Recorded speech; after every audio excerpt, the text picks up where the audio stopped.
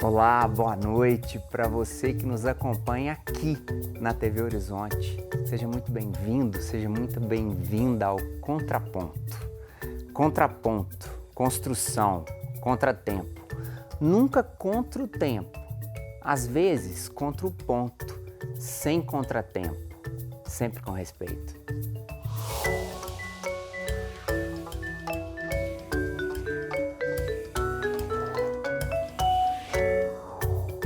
É a vida, é bonita e é bonita. Viver e não ter a vergonha de ser feliz. Cantar, a beleza de ser um eterno aprendiz, sempre aprendiz.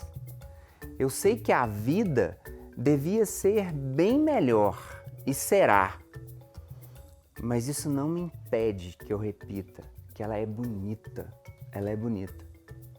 Mas a vida é o quê? Diga lá, meu irmão, ela é a batida do coração?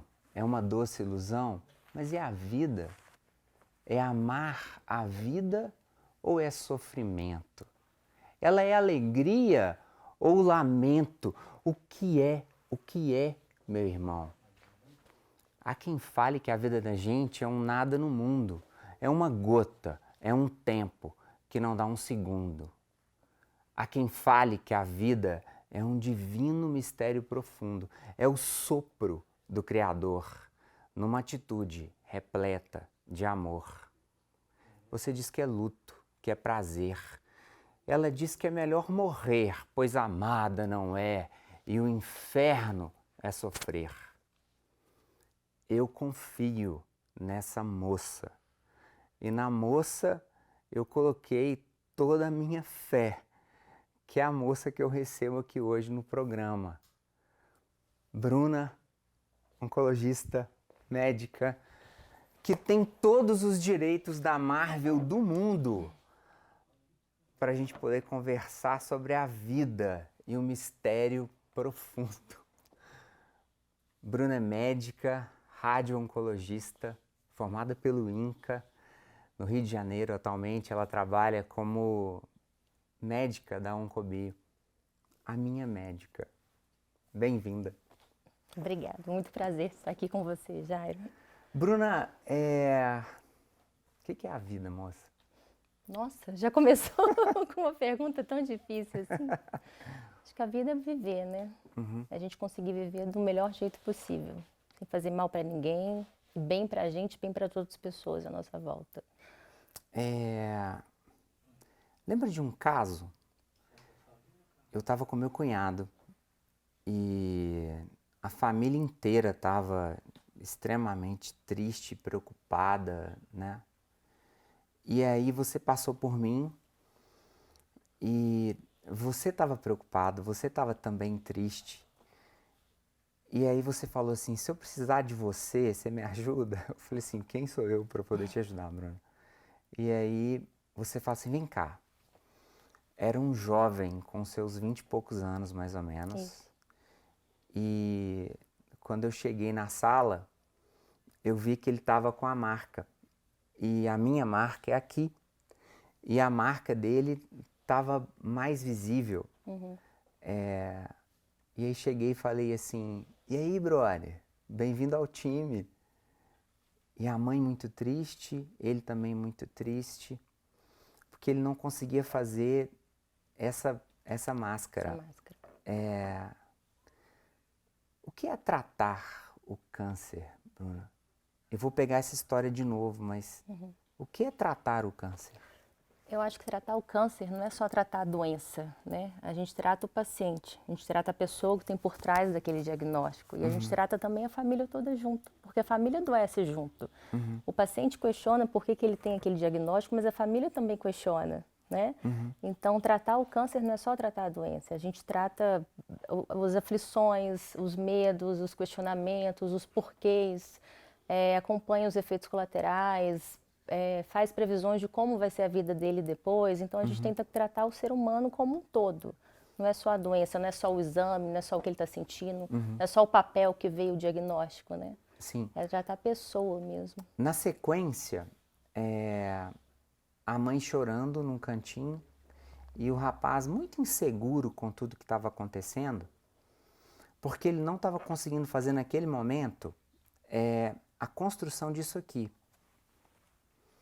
O tratamento do câncer, o medicamento, ele também é algo difícil.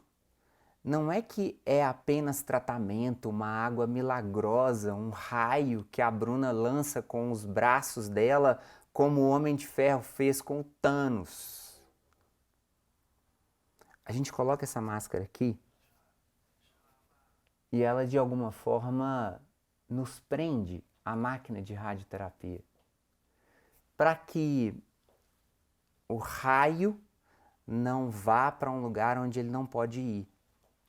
Só que isso aqui é uma malha de plástico que precisa de água quente para que ela se molde. E essa aqui é a minha máscara, porque isso aqui não serve para absolutamente mais ninguém. Essa é a minha máscara, é a máscara que o Jairo usou no período dele de radioterapia. E o rapaz não estava conseguindo, naquele momento, fazer exatamente esse movimento de moldar a máscara. Como que a gente pode fazer coragem com as pessoas? Eu acho que coragem a gente não consegue dar, né? Nem passar. A gente pode tentar transmitir, mas a questão da máscara a gente tenta explicar o máximo que der cientificamente e mais simples para a pessoa entender. E a coragem vai ter que vir muito dela, na verdade. A gente tenta passar confiança, tenta passar essa coragem para ela encarar essa primeira etapa, que é crucial. Sem isso, a gente não consegue fazer a radioterapia, né? Uhum. E aquele garoto, aquele paciente estava muito inseguro. E ele não tinha claustrofobia nem nada disso. Acho que ele estava inseguro com o diagnóstico, ele estava na fase de negação, de questionamentos. Por que eu, com 21 anos, estou tendo isso? Eu nunca fiz nada para merecer, né? Então, o que a gente tenta passar, na verdade, é mais uma tranquilidade, assim. Acho que a coragem vai vir dele mesmo e dele vendo as outras pessoas que passam por aquilo e que todo mundo passa por aquilo, cada um com seu jeito, cada um com suas questões pessoais, mas as pessoas sobrevivem a isso, graças a Deus, né? Naquele momento, era importante que eu me juntasse àquele menino, sem ser o psicólogo, nada disso, eu era mais um junto com ele. E deixar a mãe do menino com a Bruna para ela resolver o problema daquela mãe lá. Porque a Bruna resolveu o problema da minha mãe também, da minha esposa também. E me lembro de ter ido ao lugar onde as máscaras ficam, para poder dizer para o menino que ele daria conta de fazer o processo. Naquele momento em que a gente sai do consultório, eram duas pessoas sofrendo. Eduardo de Vasconcelos, um cara que estudei muito na época do mestrado, dizia que em toda situação de dor há poder. Repito, em toda situação de dor há poder. Quando a gente se juntou naquele momento e eu mostrei para ele como que se fazia, o que ia acontecer, que é incômodo mesmo você ter uma malha, você ter toda a insegurança do que vai acontecer contigo, mas que era preciso ele acreditar. Porque nessa dor havia também esse poder que ele daria conta. Ele daria conta de fazer a máscara para se proteger e para dar conta de entender que, como na música do Gonzaguinha, a vida é bonita demais dar conta e ela vale a pena de ser vivida, vale a pena de lutar por essa vida. Bruna, o que a sua vida mais é tocada quando eu divido uma história igual essa, assim, a minha e a do menino? Nossa, não tem como a vida do médico não ser tocada pela história de cada paciente que ele atende, né? Eu atendo muitos pacientes, mas todas as histórias me tocam, mas algumas, quando a gente vê um desespero num jovem, numa pessoa muito jovem igual você, que tem esse questionamento todo e não está conseguindo, em teoria, fazer uma coisa simples, que é uma máscara, né? Ele não tem claustrofobia nem nada. Isso a gente fica mais sentido porque a gente quer tentar ajudar de todas as maneiras. E às vezes só com palavras eu não conseguia acalmar aquele menino aquele dia. Eu não conseguia acalmar a mãe sozinha, né? Depois no consultório, com a família toda, aquela mobilização. Mas você me ajudou muito com isso. Eu precisava de alguém que tinha passado por isso, porque eu mesma não passei. A gente fala o que a gente sabe que vai acontecer, a nossa experiência, para que serve a máscara, com o que usa, por que ele precisa daquilo, mas ele escutar de alguém que já passou por aquilo e que vai falar com ele, que vai ficar tudo bem, que ele vai conseguir, faz toda a diferença. Então, quando você me conta uma história dessa de novo, e eu relembro essa história desse garoto, e ele está comigo até hoje, assim como você, isso é crucial para a gente. Isso me toca de uma maneira que eu sei que eu estou no caminho certo, eu sei que eu estou na profissão certa, fazendo um trabalho direito. Porque vocês conseguiram passar por isso, né? É difícil. Muito. Às vezes bastante. Em que contexto dessa emoção? Você me apertou agora, hein? O ser humano sofre muito, né? Sim. E às vezes a gente tenta não se envolver porque precisa daquela figura médica, né? Eu não posso me emocionar o tempo todo, não tem como. Eu tenho que ser técnica, científica e fria às vezes, igual a gente conversou. Mas o ser humano sofre tanto e o que mais faz falta é você se colocar no lugar dele. Porque se eu sei tudo que ele vai passar, mas que não tem acontecido comigo, mas que eu tenho vários pacientes, tenho know-how disso, eu sei tudo que ele vai passar, eu me colocando no lugar dele como se fosse como se fosse eu, algum parente meu, eu trato aquilo de uma maneira completamente diferente. Aquilo passa a ser pessoal para mim. Então, sendo pessoal para mim como médica, eu consigo ajudar a pessoa muito mais do que qualquer outra coisa, do que só sendo técnica, só explicando o que é uma máscara, o que é um tratamento de radiação, quantas pessoas vão ser, o que ele vai sentir. Se a gente tiver empatia, humanização é isso, né? Tem vários, humanização, humanizar-se. Só que a humanização, para mim, é ter empatia. Se conseguir colocar no lugar do outro, não tem como não se emocionar com o sofrimento do outro. É impossível. Eu declamei a poesia para você de Gonzaguinha, porque já confiava tanto em você, com essa emoção, mais ainda. Fica com a gente, até daqui a pouco.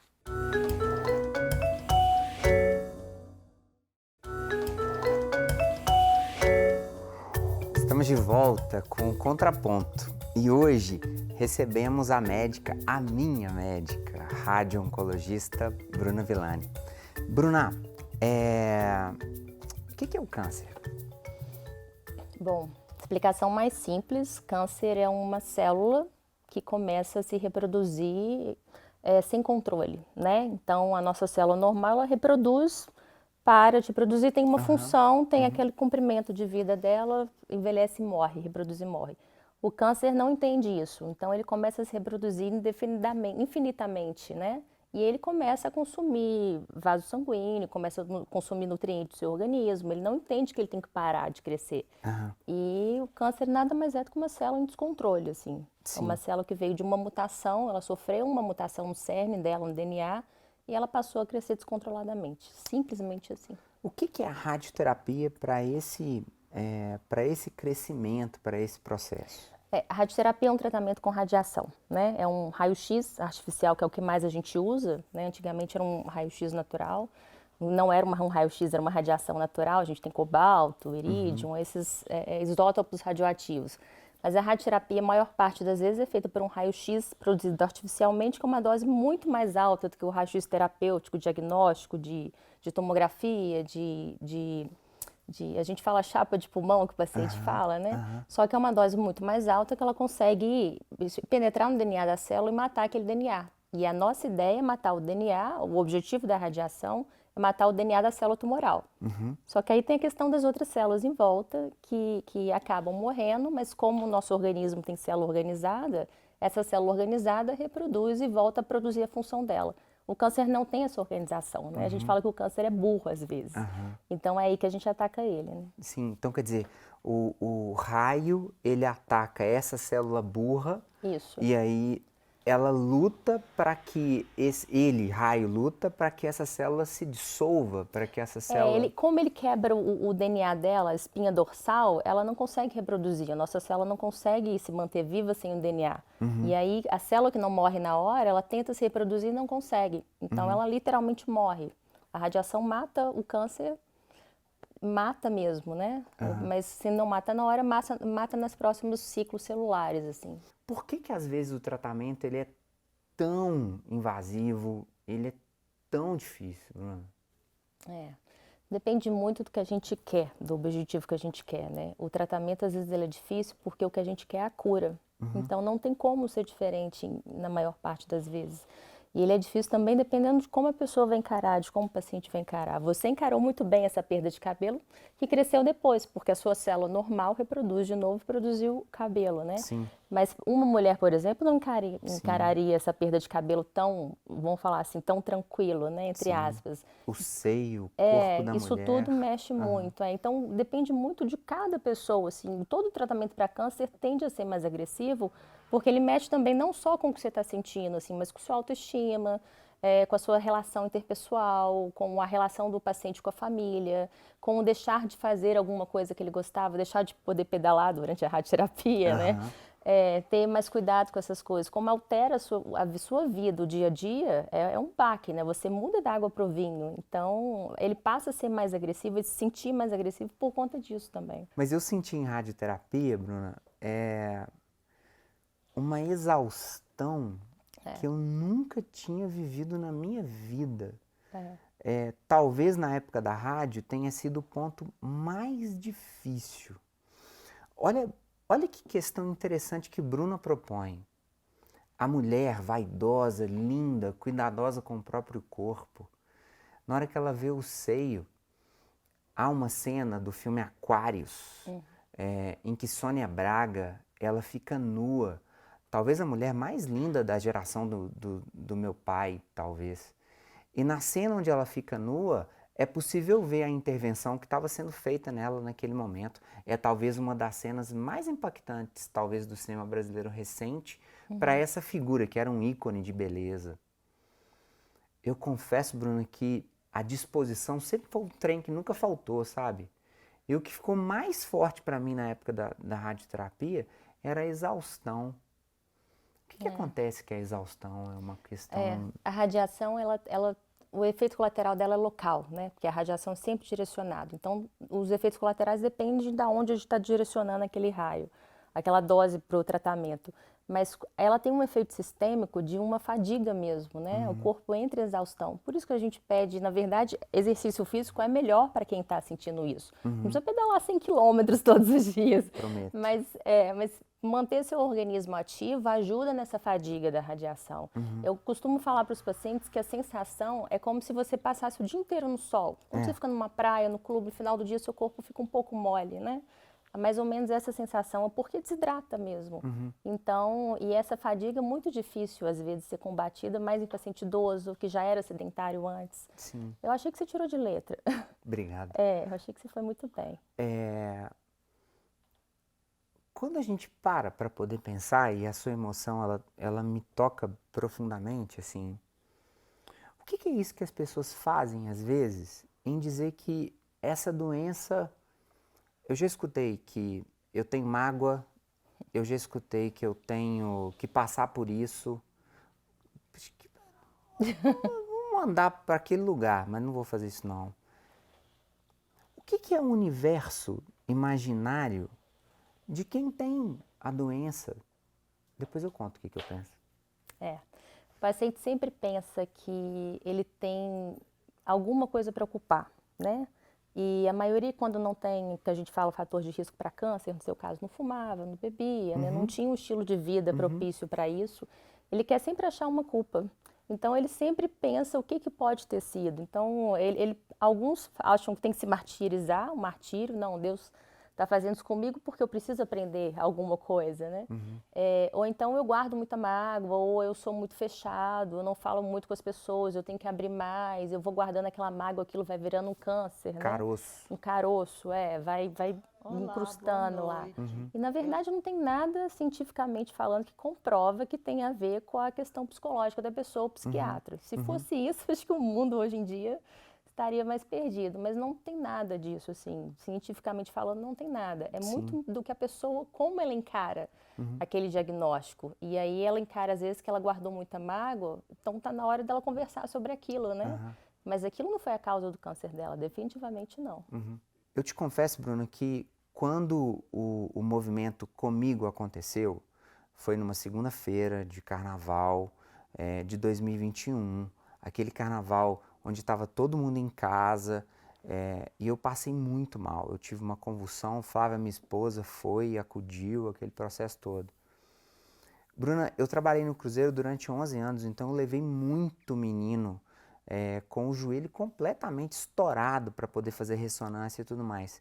E eu ainda acreditava que o que eu tinha era algo do tipo, cara, meu pai é diabético, eu dancei, peguei esse trem também, esse mal-estar é por causa disso. Não tem nada de ressonância da cabeça, faz no meu pâncreas que vocês vão achar alguma coisa errada, é ali. Foi um negócio muito difícil, assim, para todo mundo em volta lá de casa. Eu te confesso, Bruna, que o pensamento, ele caminha para uma lógica de eu tenho Davi, Felipe, Miguel e Tiago. Meus 2 filhotes, meus 2 sobrinhos não terão. É um negócio difícil de explicar, é muito difícil de explicar. Porque quando a gente começa a fazer essa busca do que fizemos para termos um calvário desse, a gente não dá conta de chegar nesse lugar, entende? A gente não consegue avançar para esse ponto. Sim. Como que é possível fazer com que esse paciente, esse menino, ele creia mais, Bruno? Eu sei que eu estou te fazendo perguntas difíceis, assim. Como que é possível? Acho que aí não é só o médico, né? Eu acho que a gente tem que ter uma equipe multidisciplinar em volta como base e você viu esse backup lá, né? Então a psicologia ajuda muito, né? Conversar com esse menino, tentar entender o que ele está passando, porque um jovem de 20 anos não vai falar com os pais, né? Primeiro, você já não quis preocupar seus pais, sua mãe, né? Sim, eu escondi. Eu lembro dessa história. Então, ele também não queria preocupar os pais, ele ao mesmo tempo estava tentando entender o que estava acontecendo com ele. Ele não ia, ele era fechado. Então, um dos questionamentos da mãe dele foi isso é porque ele é muito fechado, ele é muito nervoso, ele foi um adolescente muito irritado. Na verdade, não, né? Como a gente sabe, não tem essa causa específica, mas você tentar chegar num ponto de tentar fazer o paciente aceitar é difícil, porque a aceitação vem muito da própria pessoa. A gente pode tentar explicar que realmente não foi nada que ele tenha feito ou deixado de fazer, mas a aceitação tem que partir dele. E aí a gente precisa de ajuda do psicólogo, dos pais, conversar com a família toda. Né? Às vezes as conversas têm que acontecer, né? Abordar a família junto, que eu falei que a família às vezes adoece junto com o paciente. Nossa, profundamente, E para o paciente que já está doente, ver a família adoecer junto é mais difícil ainda, porque aí você vai querer se fechar e esconder tudo que você está sentindo. Você não quer falar que você está tonto, você não quer falar que você está cansado. Poupá-los disso, né? Exatamente. Agora, como fazer um avanço, Bruno, no sentido de que as pessoas, eu acho que caminhando para o final do programa, assim, fiquem mais atentas consigo próprias. Nós, homens, a gente cuida menos do que vocês, que são educadas desde muito mais cedo do que a gente a cuidar da saúde de vocês, mulheres, assim. Como que é possível? Acho que informação. Né? Acho que a primeira coisa é informar. Então, hoje a gente tem muita internet, tem muita coisa muito errada, mas tem muita coisa muito bem escrita, assim.